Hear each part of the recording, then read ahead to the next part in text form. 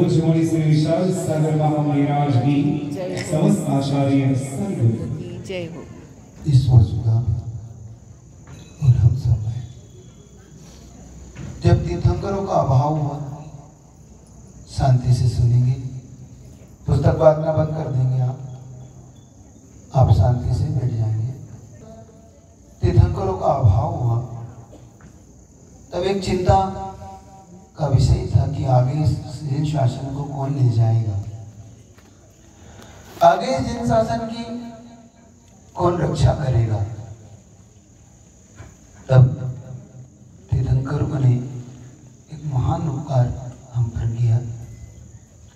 ये जिम्मेदारी, ये साहस किनके कंधों पर आया? तो आचार्य परमेष्ठी के कंधे पर आया। और आचार्य परमेष्ठी ने इस कार्य को बखूबी निभाया भी। उन्होंने तीर्थंकरों के जाने के बाद शिक्षा दीक्षा का बेड़ा उठाया। यहां तक कि इन आचार्य परमेष्ठियों ने अपने आप को समर्पित भी किया, और इतना समर्पित किया कि अपने प्राणों की आहुति भी इसमें दी है। इतिहास उठाइए अकलंक निकलंक का। जब अकलंक निकलंक के उस शासन काल में बुद्धों का शासन और बौद्धों का शासन होने के कारण इस जिन शासन को बहुत कुछ झेलना पड़ा।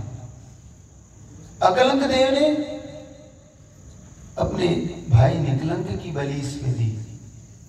सोचो क्या दृश्य रहा होगा।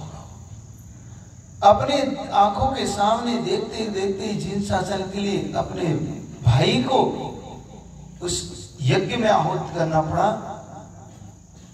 तो स्वयं अकलंक देव ने कितना सहन किया होगा। आज उन्हीं की भक्ति करने का अवसर है। ऐसे ही आचार्य भगवंत हुए शांति सागर जी महाराज, जो प्रथमाचार्य के रूप में जिन शासन जब अपनी महिमा को खो रहा था, अपनी चमक को फीकी कर रहा था, जब शिथिलाचार्य अपनी चरम सीमाओं पे था, तो उस समय इसकी जिम्मेदारी आचार्य प्रभु शांति सागर जी महाराज ने बखूबी निभाई। उन्हीं के पद चिन्हों पर जब ये आगे बढ़ता चला गया, तो ये जिम्मेदारी आचार्य प्रभु विद्यासागर जी महाराज पर आई। उनके अनन्य उपकार, उनकी अनन्य उपकारों से भरी हुई श्रृंखला हम सबके जीवन में हम क्या दे पाएंगे, हम क्या चुका पाएंगे, ये हमें विचार करना है। क्या हम उनके उपकारों के बदले में आज उनकी भक्ति कर पाएंगे? हम उनकी मात्र भक्ति कर सकते हैं, हम कर कुछ नहीं पाते। कभी कभी सोचता हूं कि शायद प्रकृति से हमें वो प्राप्त होता जो हम उनके उपकारों को कुछ तो कर पाते, लेकिन मात्र हम असहाय से महसूस रह जाते हैं।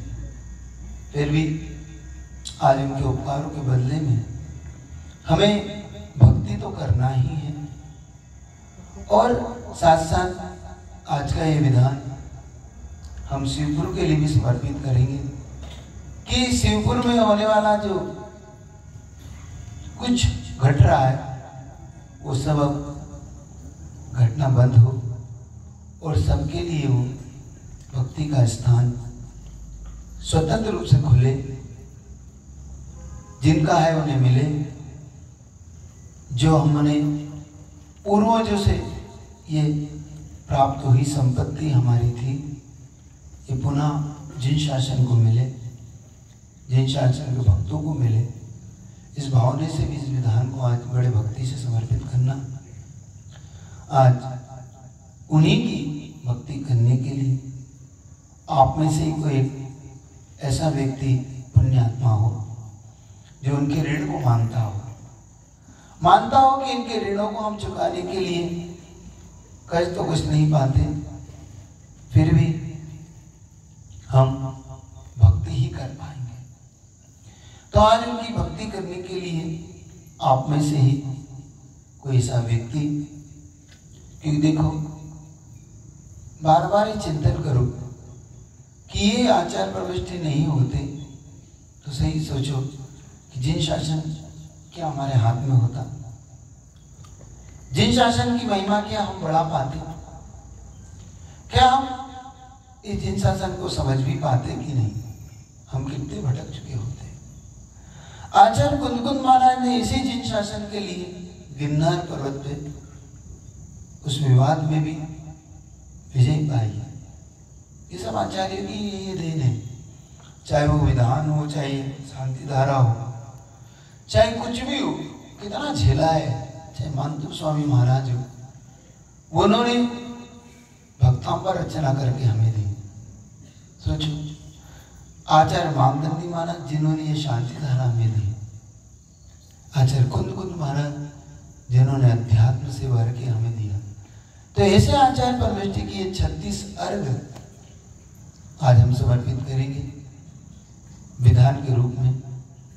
तो क्या आचार्य परमेष्टि के आशीष की आप अपेक्षा रखते हो? तो क्या उनकी आप भक्ति करने का मन बनाओगे? कुछ तो कर नहीं सकते, कब तो भक्ति तो कर ही सकते हैं। क्यों? हम उनकी तरह प्राण तो समर्पित दे नहीं सकते। दे सकते हैं? नहीं दे सकते। लेकिन हम उनकी भक्ति करने का आज मन बनाएंगे। और पुण्य आज इतना है कि अभी तक तो आप 2 या 3 महाराज के सानिध्य में मना रहे थे, अब ये भक्ति 7-7 मुनि महाराजों के सानिध्य में मना रहे हो। ये आपका तीव्र पुण्य है सांगली। शायद बिना बुलाए यहाँ पुण्य बढ़ता जा रहा है ना, विधान का पुण्य और बढ़ता जा रहा है। ताकि अभी तक तो आपको सप्त महाराज मिले ही नहीं थे, अब सप्त ऋषि हो गए। और सप्त ऋषि अपने आप में कहते हैं कि रिद्धि के प्रतीक होते हैं। महाराज लोग को मैंने कह दिया था कि वो लोग भी अब आने वाले हैं, उनको भी तो उनके सानिध्य में भी ये विधान पूरा होगा। वो लोग जब तक आए, जब तक उनके सानिध्य में विधान शुरू करेंगे, उससे पहले ये शांति धारा का कार्य पूरा करेंगे।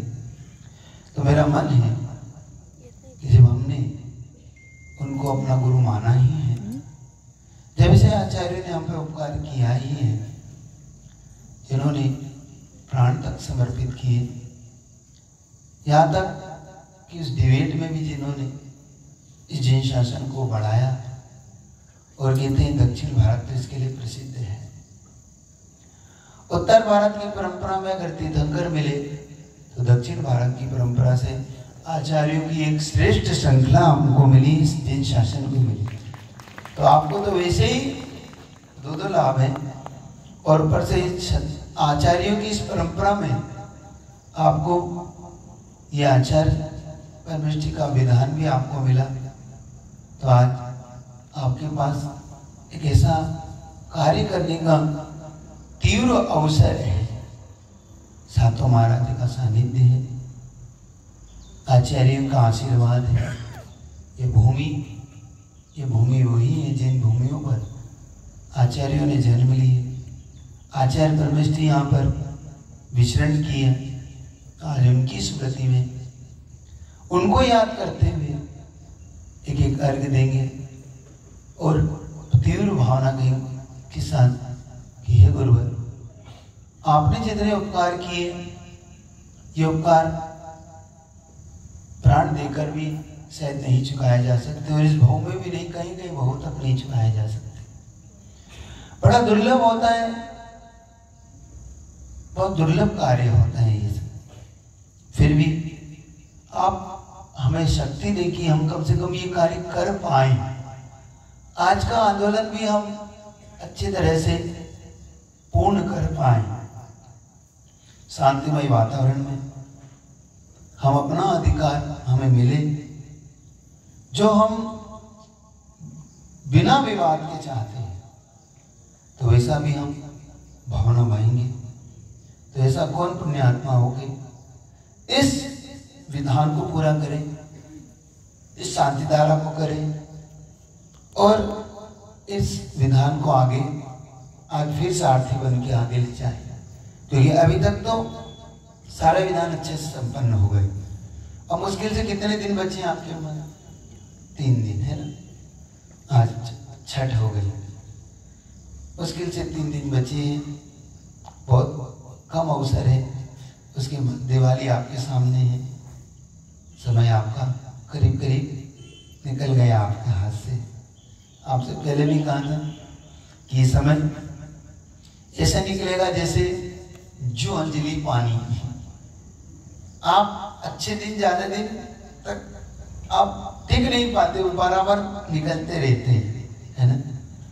तो आज मन बना लो कि ये विधान बार बार नहीं आते, ये मुनियों का सानिध्य बार बार नहीं मिलता। देखो ये पुण्यात्माओं को ही ये विधान का सानिध्य मिलता है, पुण्यात्माओं को ही ये चीजें मिलती है। अभी तक जिन्हें विधान मिले उन्हें तो मिले ही मिले, लेकिन कम से कम आज सप्तऋषि, क्योंकि ये महाराज जी भी आज शाम को कह रहे, वो भी जाने को कह रहे। पूछा था मैंने आप लोग का, 1-2 दिन रुके विधान में, कह रहे नहीं हमें भी अपने अपने कार्य से जाना है। देखो आज का पुण्यात्मा हो कर लो।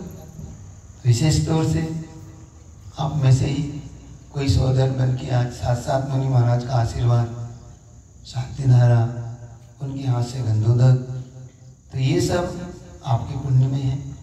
देखना है कि आप में से कौन वो पुण्यात्मा होगा। शीघ्र आप जल्दी से इसको चुनें और इस कार्य को पूरा करें। भावना तो यही है कि जल्दी से ये कार्य पूरा हो और आप में से ही कोई एक श्रेष्ठदारी से इस विधान को करेगा, है ना। तो महिला वर्ग, पुरुष वर्ग, आप सब यहाँ बैठे हैं, तो पुरुषार्थ करो कि विधान इस तौर से उन आचार्यों का उपकार है, विशेष तौर से आचार्यों के उपकार चुकाने का यह अवसर है। तो कौन कौन ऋण मानता है, तो आज ऋण को पूरा करो, ठीक। इसी भावना से कि आप सबका जीवन भी मंगलमय हो और शीघ्र यह शांति धारा पूरी हो। बोले गुरुदेव विद्यासागर जी महाराज की जय हो।